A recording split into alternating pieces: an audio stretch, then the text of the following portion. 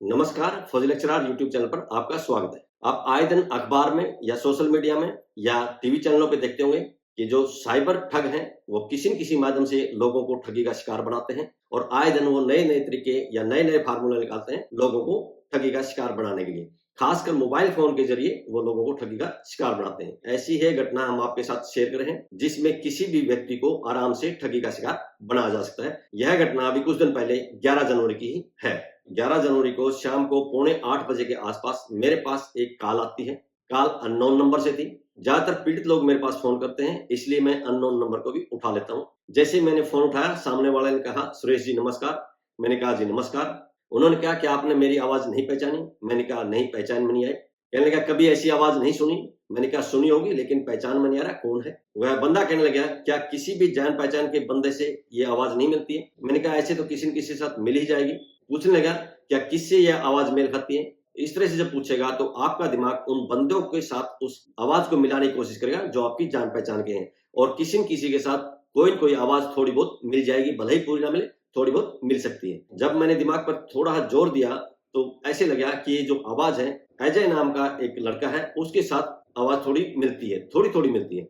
तो मैंने कहा कि अजय के साथ थोड़ी-थोड़ी ये आवाज़ मिलती है। उसने कहा, "सुरेश जी मैं अजय ही हूँ, ये मेरा नया नंबर है, आप इसको सेव कर लीजिए।" मैंने कहा, "ठीक है, समस्या बताइए।" वो कहने लगा, "मेरे से किसी ने 40,000 रुपए उधार लिए थे।" मैंने कहा, "फिर इसमें मैं क्या कर सकता हूँ?" उसने कहा कि वो बंदा अब वो पैसे वापस देना चाहता है, ऑनलाइन ट्रांसफ़र कर रहा है, लेकिन मेरे ऑनलाइन के सिस्टम काम नहीं कर रहे हैं। मैंने जवाब दिया, "मेरे भी ऑनलाइन सिस्टम काम नहीं कर रहे हैं।" उसने कहा कि वो ऑनलाइन आपके खाते में ट्रांसफ़र कर देगा और फिर बाद में आपके घर से मैं आके वो पैसे ले लूँगा। मैंने कहा, "जब मेरे ऑनलाइन सिस्टम काम ही नहीं कर रहे, तो ट्रांसफ़र कैसे कर देगा?" फिर वो कहने लगा कि अगर आपको पैसे की ज़रूरत है, ये 40,000 रुपए आपके खाते में आने के बाद आप उसका इस्तेमाल भी कर सकते हैं। मैं कुछ दिन बाद में ले लूँगा, ऐसी कोई दिक्कत नहीं है, तो घर की बात है। मैंने कहा, "मेरे से ले तो तब गए ना जब मेरे सिस्टम काम कर रहे हो, मेरे सिस्टम ही काम नहीं कर रहे।" इतनी बात करते-करते उस भाई साहब ने कहा कि जी आपके खाते में ट्रांसफ़र कर दिए हैं, आप ऑनलाइन चेक कर लीजिए। मैंने कहा, "मुझे ऑनलाइन चेक करना नहीं आता है।" वो कहने लगा, "किसी और से चेक करवा लीजिए।" मैंने कहा, "किसी और से किससे चेक करवाऊँ? मेरे पास कोई भी नहीं है, बच्चा बाहर रहता है और मुझे चेक करना नहीं आता है।" यानी वो बातों-बातों में मुझे जाल में फँसाना चाहता था, मेरे दिमाग पे कंट्रोल करना चाहता था। मैं उसको अवॉइड करने की कोशिश कर रहा था और ये समझने की कोशिश कर रहा था,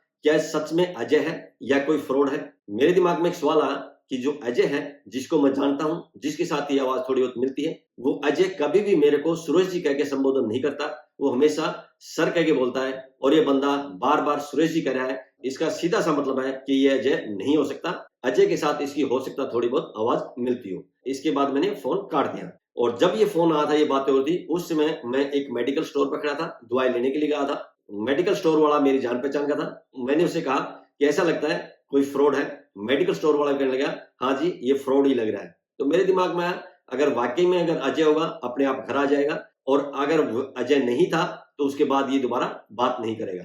2 दिन बाद मैंने दूसरे मोबाइल में चेक किया, तो वहाँ एक मैसेज आया था। अभी आपको उसका फ़ोन नंबर भी दिखाते हैं और वो मैसेज भी दिखाते हैं। ये फ़ोन नंबर है, आप देख लीजिए, इंडिया का ही फ़ोन नंबर है। 9395944171 इस बंदे ने मेरे पास कॉल किया था। टाइम देख लीजिए नीचे, 11 जनवरी 2025। टाइम देख लीजिए, 7:44 पर कॉल आई थी और लगभग 2 मिनट तक इन्होंने बात की थी और बात करते-करते इन्होंने मैसेज कर दिया था, जो 2 दिन के बाद मैंने मैसेज देखा।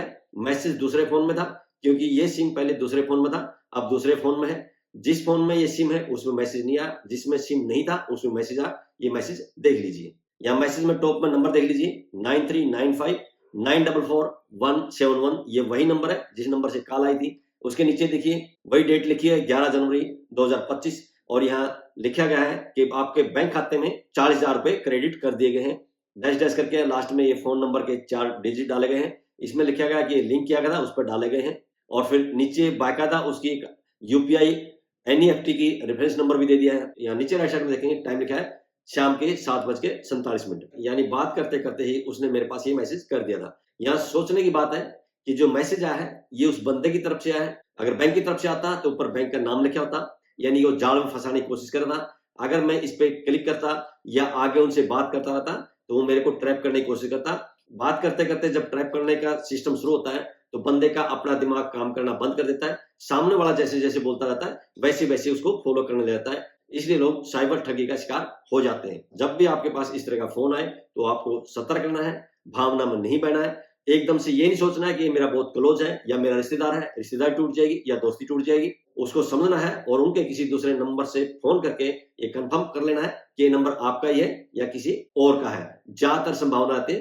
किसी और का। आजकल जो एआई तकनीक है, उसका सबसे ज़्यादा दुरुपयोग हो रहा है। एआई तकनीक के माध्यम से आपकी जान-पहचान के या आपके किसी सगे-संबंधी का या आपका हो सकता है बेटा या बेटी की आवाज़ में वो बात करवा दें। आपको ऐसे लगेगा आपका बेटा या आपकी बेटी ही बात कर रहे हैं और उनको किसी समस्या में फँसा दिखा सकते हैं, रोड एक्सीडेंट दिखा सकते हैं या कहीं ड्रग्स में या किसी और चीज़ में पुलिस की कस्टडी में दिखा सकते हैं। पूरा जेल का आपको सिस्टम भी दिखा देंगे और आपको ऐसे लगेगा कि मेरा बेटा या मेरी बेटी कहीं फँस गए हैं और आपसे ऑनलाइन पैसे ट्रांसफ़र करवा लेते हैं। ऐसी घटना अभी कुछ दिन पहले हुई है। 1 से 14-15 लाख रुपए ठग लिए हैं। ऐसी घटनाएँ दिन प्रतिदिन घट रही हैं। एक के बाद एक लोग शिकार हो रहे हैं। ज़रूरत है सतर्क रहने की, संभलने की। आप जितने सावधान होंगे, सतर्क होंगे, उतने ही इस प्रकार के ठगों से बच सकते हैं। आज की इस वीडियो में बस इतना ही।